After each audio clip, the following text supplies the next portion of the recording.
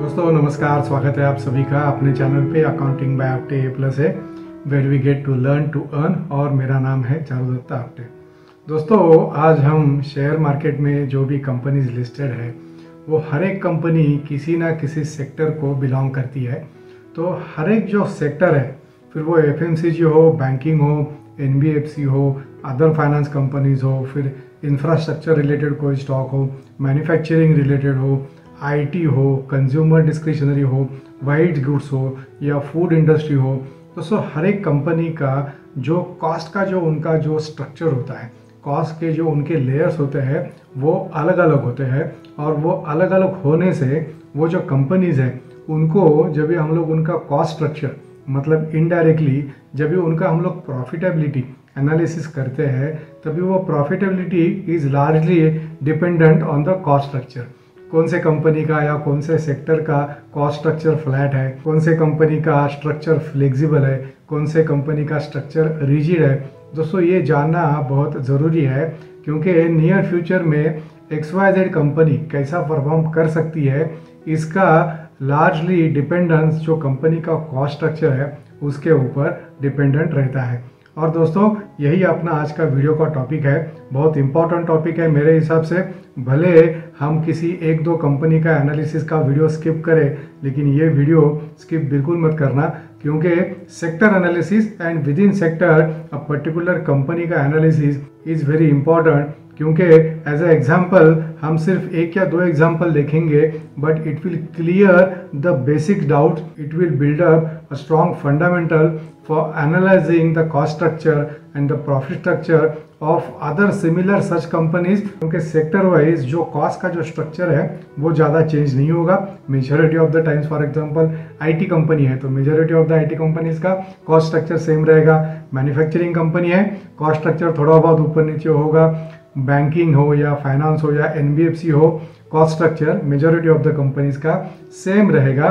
Only cost का जो percentage है उसमें थोड़ा बहुत चेंज हो सकता है। तो चलिए आज के इस इम्पॉर्टेंट वीडियो को चालू करते हैं कि कौन से सेक्टर में कौन से कंपनी का कैसे एनालिसिस करना है, उनके कॉस्ट स्ट्रक्चर में क्या देखना है। तो दोस्तों आज मैंने चुना है manufacturing sector versus NBFC, banking and finance company. मतलब ये तीनों सेक्टर मिला के एक साइड पे बैंकिंग, फाइनेंस एंड NBFC और मैन्युफैक्चरिंग का एक सेक्टर अलग से। तो ये एक सेक्टर और ये एक सेक्टर, इनका कॉस्ट स्ट्रक्चर कैसे एनालिसिस करना है और कौन से कॉस्ट स्ट्रक्चर का कंपनी के प्रॉफिटेबिलिटी के ऊपर बहुत इंटरेस्टिंग है। जिनको इंटरेस्ट है ये जानने में ध्यान से सुनिएगा, क्योंकि मेरे लिए तो ये टॉपिक बहुत इंटरेस्टिंग होता है।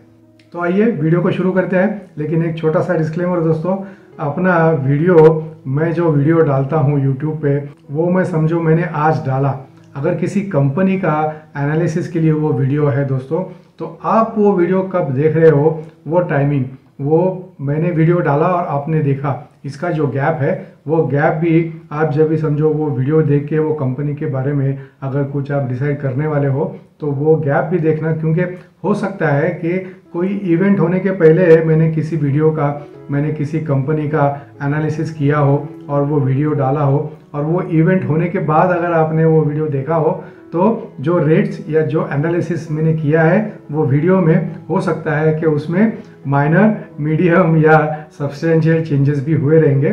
तो मेरा वीडियो का डेट, मेरा वीडियो का टाइमिंग और आप वो वीडियो कब देख रहे हो, और फिर वो वीडियो देखने के बाद whether the fundamentals, whether the event जिसके बारे में बोनस हो, राइट्स हो या और कुछ हो जिसके बारे में हमने वीडियो बनाया था, उसमें कुछ चेंजेस है क्या, ये फिर देख के फिर अपना डिसीजन लेना। तो चलिए दोस्तों कॉस्ट स्ट्रक्चर पे आता है। दोस्तों कोई भी सेक्टर होने दो, कोई भी कंपनी होने दो, उनमें मेजरली दो कॉस्ट उनके प्रिडोमिनेंटली सब्सटेंशियल होते हैं। एक होता है फिक्स कॉस्ट और दूसरा होता है वेरिएबल कॉस्ट। तीसरा एक छोटा सा पार्ट होता है अदर कॉस्ट। तो अदर कॉस्ट को हम लोग टच नहीं करने वाले क्योंकि दैट इज म्यूनिसिपल पार्ट। तो हम लोग fix cost and variable cost ये क्या होता है, उसको कैसे एनालिसिस करना है, उसका प्रोपोर्शन क्या होता है और उसका कंपनी के प्रॉफिटेबिलिटी में कैसा इफेक्ट होता है। मतलब फिक्स कॉस्ट ज़्यादा रहेगा तो क्या होगा, फिक्स कॉस्ट कम रहेगा तो क्या होगा, वेरिएबल कॉस्ट ज़्यादा रहेगा तो क्या होगा, as a percentage of total cost of course. तो ये सब हम दोस्तों अभी आगे जाके देखेंगे। तो every industry, every company has two cost, fix cost and variable cost. ये चीज़ ध्यान में रखना।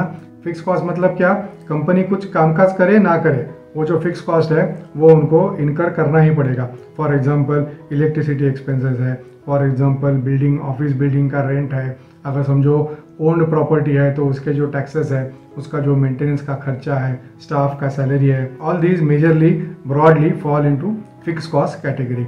दूसरा दोस्तों वेरिएबल कॉस्ट है, फैक्ट्री रिलेटेड जो इलेक्ट्रिसिटी एक्सपेंसेस है वो आएगा, मेजरली उसमें रॉ मटेरियल कॉस्ट आएगा, वेजेस आएंगे, प्रोडक्शन लिंक्ड अगर कोई इंसेंटिव्स है तो वो आएंगे वेरिएबल कॉस्ट में। तो दिस इज जैसा एज अ एग्जांपल, ये पूरे कैटेगरीज नहीं है, इसमें और भी बहुत से कैटेगरीज है, तो ये just as a understanding purpose and as a example ये मैंने मेजर जो ब्रॉड कैटेगरीज है वो आपको बताया। अभी अपना हमेशा का जो अपना वीडियो का स्टाइल रहता है, अपना डे टू डे लाइफ का मैं आपको एग्जांपल बोलता हूँ। समझो अपने पास कार है, तो दोस्तों कार बाय करना, उसका आरटीओ का टैक्स भरना, उसका सर्विसिंग करना, उसमें उसका इंश्योरेंस करना टाइम टू टाइम, उसका पीयूसी भी करना time to time, all these are दोस्तों फिक्स एक्सपेंसेस। और कार हम यूज़ किस लिए करते हैं, कार हम ट्रैवल के लिए यूज़ करते हैं, तो जितना ट्रैवल करेंगे उतना ही हमको फ्यूल लगेगा। अगर डीजल है तो डीजल, पेट्रोल है तो पेट्रोल, गैस है तो गैस, जितना ट्रैवल करेंगे उतना ही वो अपने को फ्यूल लगेगा। तो fuel is a variable cost, जितना किलोमीटर लंबा जाएंगे उतना ज़्यादा फ्यूल लगेगा, मतलब उतना अपना वेरिएबल कॉस्ट बढ़ेगा। लेकिन कार का जो अपना फिक्स कॉस्ट है दैट इज फिक्स, आप ट्रैवल करो ना करो, भले गाड़ी आपके पार्किंग में पड़ी रहे, इंश्योरेंस आपको करना पड़ेगा, साल में 1 या 2 बार उसका सर्विसिंग कराना पड़ेगा, नहीं तो गाड़ी खराब हो जाएगी। तो ये कार का फिक्स कॉस्ट है। और वेरिएबल कॉस्ट जब हम ट्रैवल करेंगे तो that travel is a variable cost. अकेले ट्रैवल करेंगे कॉस्ट बढ़ेगा, एक ही कार में 4 लोग जाएंगे और कॉस्ट को अगर डिवाइड करेंगे, शेयर करेंगे तो कॉस्ट, वेरिएबल कॉस्ट कम होगा। This is only for information purpose to understand कि फिक्स कॉस्ट का मतलब क्या है और वेरिएबल का मतलब क्या है। दोस्तों टेक्निकल लैंग्वेज में ज़्यादा बात कर सकते हैं, लेकिन ज़्यादा बात करेंगे तो हो सकता है कि लेमैन को वो थोड़ा समझने में डिफ़िकल्टी हो। इसीलिए मेरा इंक्लिनेशन, मेरा हमेशा यही एक एफर्ट रहता है कि अपना जो डे टू डे लाइफ है उसमें जो हम एग्जाम्पल, उसमें जो हम देखते हैं, जो महसूस करते हैं, जो एक्सपीरियंस करते हैं, अगर उसका एग्जाम्पल हम लोग लेंगे तो ज़्यादा आसानी होती है। मैं आशा करता हूँ ये कार के एग्जाम्पल से फिक्स्ड और वेरिएबल कॉस्ट का जो मीनिंग है वो हमको समझ में आया रहेगा। तो दोस्तों हमने कॉस्ट का जो स्ट्रक्चर है वो तो देख लिया। अभी फिक्स कॉस्ट में दोस्तों कंपनीज, मैन्युफैक्चरिंग कंपनीज हो या ऑल्सो एनबीएफसी हो, फिक्स कॉस्ट जितना कम रहेगा अकॉर्डिंग टू मी कंपनीज के लिए उतना ही बेनिफिशियल रहता है। मतलब मार्केट ऊपर नीचे होते रहता है, कंपनी का सेल्स ऑल्सो ऊपर नीचे होते रहता है, कंपनी का प्रोडक्शन भी अकॉर्डिंगली ऊपर नीचे होते रहता है। तो जितना फिक्स कॉस्ट कंपनी का कम रहेगा, कॉम्पोनेंट उसका उतना कंपनी के लिए अच्छा है। मतलब दोस्तों जितना वेरिएबल कॉस्ट ज़्यादा रहेगा उतना कंपनीज के लिए अच्छा है। ये समझने के लिए एक छोटा सा एग्जांपल देखते हैं हम लोग। 3 स्टेजेस पे ये एग्जांपल देखेंगे and this is only for example, क्योंकि एक्चुअल कैलकुलेशन इतना इजी नहीं रहता है to calculate the fix cost. Variable cost calculate करना थोड़ा इजी रहता है, लेकिन फिक्स कॉस्ट कैलकुलेट करना थोड़ा डिफिकल्ट रहता है। But to understand, only from understanding purpose के फिक्स कॉस्ट का कंपोनेंट समझो कम रहा तो प्रॉफिटेबिलिटी के ऊपर क्या इफेक्ट होता है, और वेरिएबल कॉस्ट का जो कंपोनेंट है वो अगर ज़्यादा रहा तो प्रॉफिटेबिलिटी के ऊपर क्या उसका इफेक्ट आता है, वो दोस्तों हम देखेंगे। And this is applicable for manufacturing company also, this is applicable for IT company also, this is applicable for NBFCs also. अभी आगे जाके ये एक दफ़ा हमने प्रॉफिटेबिलिटी के ऊपर जो कॉस्ट का जो इम्पैक्ट है वो एक दफ़ा देख लिया हमने, फिर आगे जाके हम एक एनबीएफसी का एग्जाम्पल लेंगे और फिर हम लोग एक मैन्युफैक्चरिंग कंपनी का एग्जाम्पल लेंगे। समझो किसी मैन्युफैक्चरिंग कंपनी का, या समझो कोई भी कंपनी का, कंपनी एक एटम बनाती है, वो एक एटम बना के बेचती है। Just for the understanding purpose and to understand also the calculation, मैंने आइटम का वैल्यू बहुत कम रखा है और प्राइसेस भी राउंड फिगर पे रखे हैं, so that then it becomes easier to understand. तो कोई भी कंपनी समझो एक आइटम मैन्युफैक्चर कर रहा है और उसका जो सेलिंग प्राइस है तो 125 रुपीज़ सेलिंग प्राइस है एक आइटम का, और उनका total cost fix and variable मिला के समझो 100 रुपीज़ है। ओके, ठीक है। इसका मतलब कंपनी को प्रॉफिट कितना हुआ, 25 रुपये का। We can say 25% is the margin of the company for that particular product. अभी जो 100 रुपीज़ कॉस्ट है दोस्तों, उसका ब्रेकअप हम लोग देखते हैं। नॉर्मली जो मैन्युफैक्चरिंग कंपनी है उसमें फिक्स कॉस्ट कम रहता है, वेरिएबल कॉस्ट ज़्यादा रहता है। इन जनरल कुछ कंपनीज में और कुछ एक्सेप्शंस इसमें हो सकते हैं, लेकिन मेजॉरिटीली फिक्स कॉस्ट कम रहता है, वेरिएबल कॉस्ट ज़्यादा रहता है। तो ऐसा अज्यूम करते हैं कि जो 100 का ब्रेकअप है इसमें 25 is the fix cost and 75 is variable cost. So 75 plus 25 is equal to 100, selling price 125, 25% का 25 रुपीज़ का मार्जिन हो गया। अभी यही एक आइटम समझो, कल कंपनी इसके बजाय 2 आइटम बनाता है, मतलब 125 के जगह पे अभी कंपनी का जो सेल्स है वो है 250। अभी ये 250 के सामने फिक्स कॉस्ट कितना होगा आप मुझे बताइए। फिक्स कॉस्ट आपके माइंड में कैलकुलेट कीजिए, फिक्स कॉस्ट कितना होगा। फिक्स कॉस्ट डबल नहीं होगा, fix cost is a fix cost, that is why it is called fix cost. तो जो फिक्स कॉस्ट है, जो पहले हमने देखा एक आइटम के लिए जो 25 रुपये आता दोस्तों, 2 आइटम के लिए भी वो 25 रुपया ही रहेगा, वो बढ़ेगा नहीं। क्या बढ़ेगा? बढ़ेगा वेरिएबल कॉस्ट, जो 75 रुपीज़ था एक आइटम बनाने के लिए 75 रुपीज़, तो 2 आइटम बनाने के लिए 150 रुपीज़। मतलब now for 2 items variable cost 150, fix cost 25 rupees, total cost 175। Sales कितना हुआ? 250 माइनस 175, मतलब एब्सोल्यूट वैल्यू में रुपीज़ में मार्जिन हुआ 75 rupees margin, which comes to 30% margin, जो पहले 25% था। मतलब मैन्युफैक्चरिंग अगर कोई करता है, मैन्युफैक्चरिंग वाला कोई कंपनी है, तो दोस्तों उसमें जैसे प्रोडक्शन बढ़ता है, जैसे सेल्स बढ़ता है, वैसे एब्सोल्यूट वैल्यू में प्रॉफिट भी बढ़ता है और as a percentage also profit बढ़ता है। ये चीज़ ध्यान में रखना, क्योंकि एंड में वापस ये चीज़ के ऊपर जब भी हम लोग इसका एनबीएफसी के प्रॉफिटेबिलिटी के साथ कंपैरिजन करेंगे, तभी ये चीज़ के ऊपर हम लोग वापस आने वाला है। इसीलिए ये चीज़ ध्यान में रखना। अभी just to further clear the example, अभी लास्ट एग्जाम्पल देखते हैं कि कंपनी ने 3 आइटम मैन्युफैक्चर किए, selling price remains the same. 3 item का दोस्तों उनका सेल्स होगा 375 रुपीज़। फिक्स कॉस्ट अभी आपको मालूम है, fix cost is a fix cost, तो वो it remains same at ₹25। Variable cost बढ़ेगा, वेरिएबल कॉस्ट बढ़ के होगा 225 रुपीज़। मतलब 225 रुपीज़ प्लस 25 रुपीज़, मतलब टोटल कॉस्ट हुआ 250, सेलिंग प्राइस 375, मतलब मार्जिन हुआ 125 rupees in absolute value, and percentage में 33%। जो पहले 25 था, सेकंड केस में 30 हुआ, तीसरे केस में 33% हुआ। इसका मतलब दोस्तों मैन्युफैक्चरिंग कंपनीज को जो उनका मैन्युफैक्चरिंग स्केल है वो बढ़ने से एब्सोल्यूट वैल्यू भी बढ़ता है और जो परसेंटेज है वो भी बढ़ता है। अभी दोस्तों ऑन द अदर हैंड हम लोग आते हैं एनबीएफसीज की तरफ या बैंकिंग सेक्टर की तरफ या किसी फाइनेंस कंपनी की तरफ। दोस्तों ये 3 सेक्टर में से किसी भी कंपनी का जो प्रॉफिट है, जो उनका इनकम है, that income is nothing but net interest margin. Net interest margin मतलब क्या? ये जो कंपनीज है उनका खुद का पैसा तो नहीं रहता है, वो किसी से पैसा उधार लेते हैं। बैंक रहेगा, बैंक के पास अपने पब्लिक डिपॉजिट रहते हैं, बैंक के डिबेंचर्स रहते हैं, और भी बहुत से बैंक के पास वेज रहते हैं। एनबीएफसीज के पास वेज है टू रेज द फंड, और वो फंड्स रेज करके apart from of course equity capital, क्योंकि इक्विटी कैपिटल के ऊपर उनको इंटरेस्ट हो या कुछ चार्ज देना नहीं पड़ता है। Dividend which is eight there disposal, देना है नहीं देना है company can decide. So dividend cost is at a discretionary level, लेकिन जो इंटरेस्ट कंपोनेंट है, जो एनबीएफसी हो, फाइनेंस कंपनी हो, बैंक हो, उनको कंपलसरी देना ही पड़ता है। मतलब जो पैसा वो लेते हैं उसके ऊपर उनको इंटरेस्ट देना पड़ता है, और नेचुरली वो पैसा तो अपने घर में नहीं रखते हैं, कंपनीज को और किसी कंपनी को या इंडिविजुअल हो या एसएमईज हो, उनको वो लोन के तरह वो डिस्बर्स करते हैं, उसके ऊपर वो इंटरेस्ट चार्ज करते हैं। तो the interest charge and interest paid और इंटरेस्ट कॉस्ट इनकर्ड, इसका जो डिफरेंस है that difference is net interest margin. तो दोस्तों यही जो ये ऐसे एनबीएफसीज है, बैंक्स हो, उनका जो प्रॉफिट रहता है उसमें majority I would say 85 to 90% component, या उनका जो प्रॉफिट है 85 to 90% comes via net interest margin. तो दोस्तों अभी आता है कंपैरिजन की तरफ। मैन्युफैक्चरिंग सेक्टर में हमने क्या देखा? Fix cost percentage is lower, variable cost percentage is higher.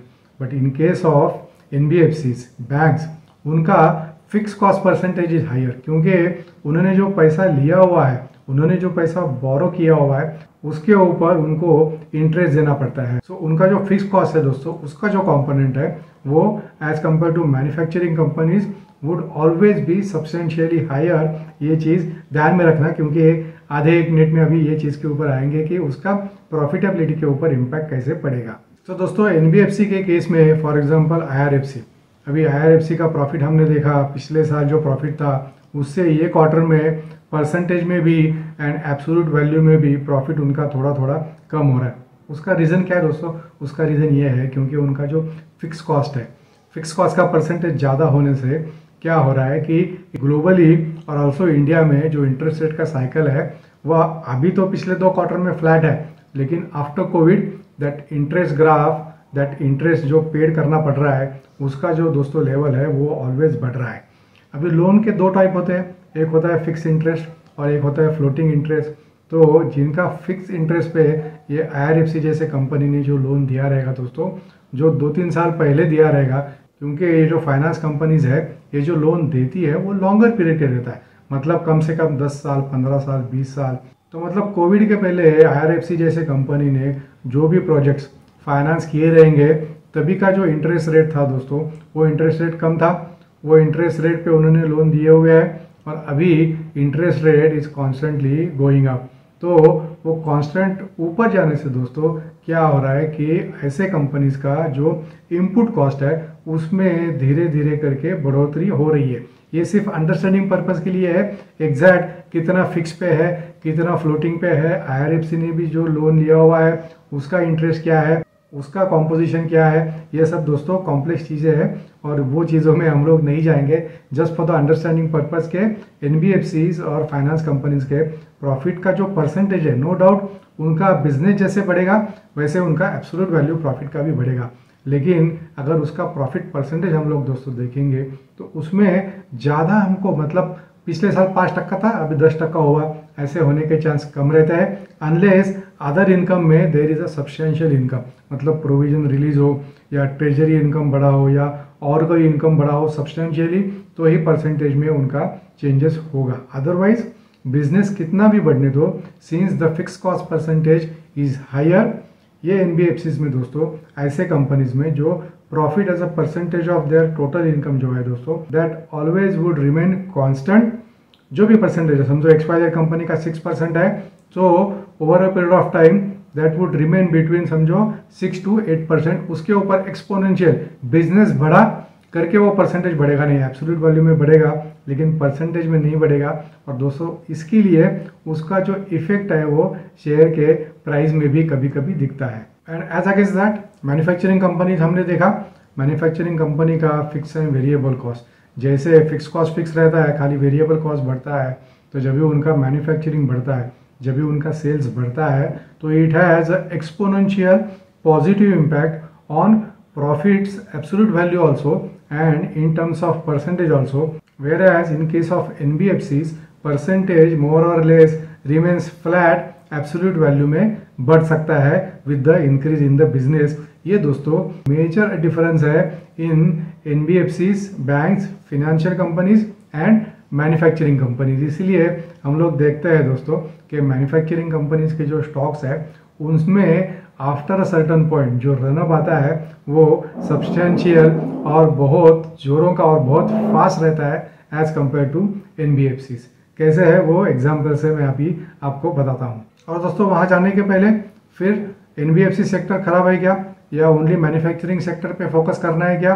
दोस्तों ऐसा नहीं है, दोनों जगह पे हमको रिटर्न्स मिलेंगे, दोनों सेक्टर्स अच्छे हैं। इट डिपेंड्स के based on the economic situation, based on the market demand, based on the political situation, कौन से सेक्टर में कभी एंट्री करना है, मतलब कौन से सेक्टर के कंपनी में कभी एंट्री करना है, उसका जो टाइमिंग है दोस्तों वो timing is important to decide the कितना हमको अप्रिसिएशन मिलेगा, कितना हमको शेयर में, वो शेयर में या वो कंपनी के स्टॉक में हमको प्रॉफिट होगा, वो अपने एंट्री लेवल के ऊपर डिपेंड है। फॉर एग्जांपल एनबीएफसीज अगर हम लोग दोस्तों अभी देखेंगे या बैंक्स अगर हम लोग देखेंगे, मैंने एक पब्लिक सेक्टर बैंक्स के ऊपर and also private sector banks के ऊपर एक वीडियो ऑलरेडी बनाया हुआ है, is the bull run over for banks.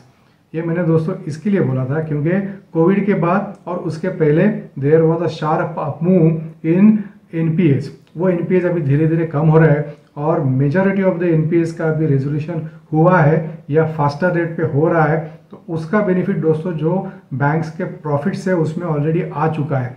आगे जाके अभी कितना होगा इसमें मैं थोड़ा सा डाउटफुल हूँ तो उनका नेट इंटरेस्ट मार्जिन कितना भी बढ़े, लेकिन as a percentage of total income जो उनका प्रॉफिट है वो ज़्यादा बढ़ेगा नहीं, ऐसा मुझे आगे लगता है। इसीलिए दोस्तों अभी मैं थोड़ा बैंकिंग सेक्टर से दूर हूँ और मैन्युफैक्चरिंग के ऊपर मेरा फोकस ज़्यादा है। और दोस्तों वन हैंड जो NBFCs हो, बैंक्स हो, उसमें शॉर्ट टर्म में तगड़ा प्रॉफिट हो सकता है या शॉर्ट टर्म में तगड़ा लॉस भी हो सकता है। लेकिन जो मैन्युफैक्चरिंग कंपनीज है दोस्तों, वो manufacturing companies would always give us a steady but handsome return in the long term period. For example मैं आपको बताता हूँ, अपना चैनल शुरू करके तो अभी हाल ही में 1 साल पहले अपना ये चैनल शुरू हुआ है, लेकिन उसके पहले कुछ शेयर्स मैंने एनालाइज करके खुद के लिए लिए थे। जो मैंने अभी बोला कि manufacturing companies would always give steady and in the long run substantially exponential return, क्योंकि बियॉन्ड द पॉइंट ना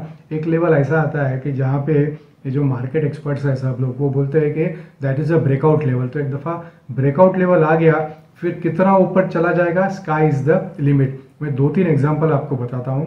तभी मैंने एक शेयर आइडेंटिफाई किया था, प्राज इंडस्ट्रीज लिमिटेड। अगर उसका चार्ट निकाल के हम लोग देखेंगे तो 3 या 4 साल पहले तक प्राज इंडस्ट्री का शेयर 60 से 70 रुपये के आसपास था, वो अभी 400-500 रुपये के लेवल पे है।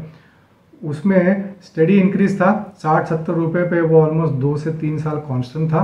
लेकिन एक स्टेज ऐसा आया सडनली जब ये गवर्नमेंट पॉलिसी में चेंज हुआ टुवर्ड्स इथेनॉल, रॉकेट की तरह ऊपर चला गया। अभी स्टॉक स्टेडी है 400-500 रुपये के बीच में और अभी भी इसका बाइंग रिकमेंडेशन आता है। तो मैन्युफैक्चरिंग कंपनी में वन वे रन कैसा होता है, ये इसका बेस्ट एग्जाम्पल है। दूसरा एग्जाम्पल दोस्तों ओलेक्ट्रा ग्रीन टेक। कोविड के टाइम अगर आप चार्ट निकाल के देखोगे तो आपको 180-190 का प्राइस दिखेगा, अभी 1100-1200 रुपये का उसका प्राइस चल रहा है। तीसरा शेयर दोस्तों and last example HBL power. ये शेयर भी 18-20 रुपये के आसपास था दोस्तों 3 या 4 साल पहले, अभी 200 रुपये के ऊपर इसका भाव है। मतलब कहने का तात्पर्य यही है कि मैन्युफैक्चरिंग कंपनीज में एज कम्पेयर टू NBFCs अगर किसी का लॉन्ग टर्म होराइजन है, मतलब 4 साल, 5 साल, 6 साल, तो instead of NBFC manufacturing companies के ऊपर फोकस ज़्यादा रखिए। लेकिन जिसका शॉर्ट टर्म होराइजन है लेस देन ए ईयर और से अप टू 1.5 ईयर्स और 2 ईयर्स, लेस देन दैट, तो NBFCs आर बेस्ट।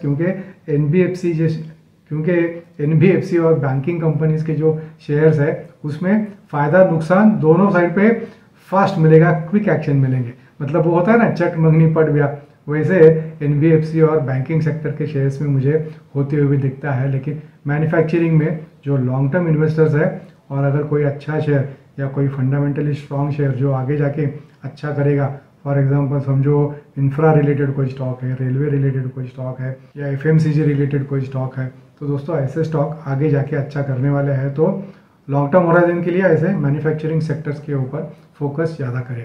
और एक छोटा सा पॉइंट वीडियो खत्म करने से पहले, जो मैन्युफैक्चरिंग का दोस्तों जो सेक्टर है उसमें इनपुट कॉस्ट बढ़ने के भी चांसेस रहते हैं। नहीं ऐसा नहीं है, कम भी होते हैं, बढ़ते भी है। फॉर एग्जांपल समझो पेट्रोकेमिकल्स, ऑयल के समझो दाम ऊपर नीचे हुए, उसका इफेक्ट इमीडिएटली हम पेंट इंडस्ट्रीज के ऊपर देखते हैं। समझो रबर का भाव ऊपर नीचे हुआ, उसका इफेक्ट हम टायर इंडस्ट्री के ऊपर देखते हैं। समझो कोकोनट ऑयल का भाव ऊपर नीचे हुआ, उसका इफेक्ट हम लोग FMCG जो कंपनीज है उनके ऊपर देखते हैं।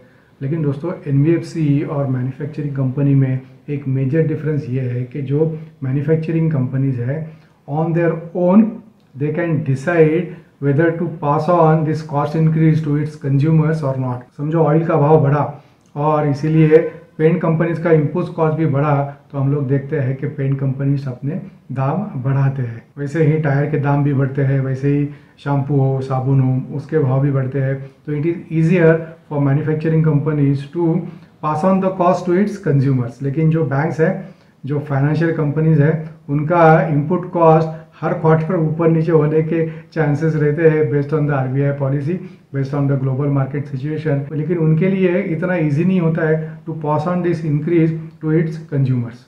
ऑफकोर्स जिनका फ्लोटिंग इंटरेस्ट रेट पे लोन है उनको तो पास ऑन हो जाएगा थोड़े टाइम के बाद, लेकिन जिनका फिक्स्ड है उनको पास ऑन नहीं होगा।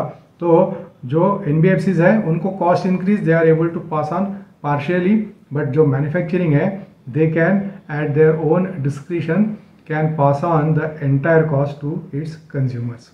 सो टू सम अप दोस्तों, अगर किसी का होराइजन कम है, 1 साल के अंदर है, तो NBFCs हो, बैंक स्टॉक्स हो, उसमें इन्वेस्ट करने में हर्ज नहीं है। हालांकि बैंक स्टॉक से अभी थोड़ा दूर रहे ऐसा मेरा मानना है, लेकिन सम ऑफ द NBFCs जो हाल ही में थोड़े पीटे हैं या आगे जाके अच्छा करने वाले हैं, जिनका बिजनेस बढ़ने वाला है, एटलीस्ट एब्सोल्यूट वैल्यू प्रॉफिट का बढ़ेगा तो डिविडेंड यील्ड भी बढ़ेगा, तो ऐसे कंपनीज के ऊपर जिनका थोड़ा सा छोटा होराइजन है वो लोग दोस्तों फोकस कर सकते हैं। लेकिन जो लॉन्ग टर्म इन्वेस्टर्स है, कुछ इन्वेस्टर्स दोस्तों मैंने देखे हैं, उन्होंने अपने ही वीडियो में कमेंट करके बताया है कि 15-15, 20-20 साल से कोई शेयर होल्ड कर रहे हैं और उनको जो रिटर्न्स मिल रहे हैं वो मल्टीफोल्ड मिल रहे हैं।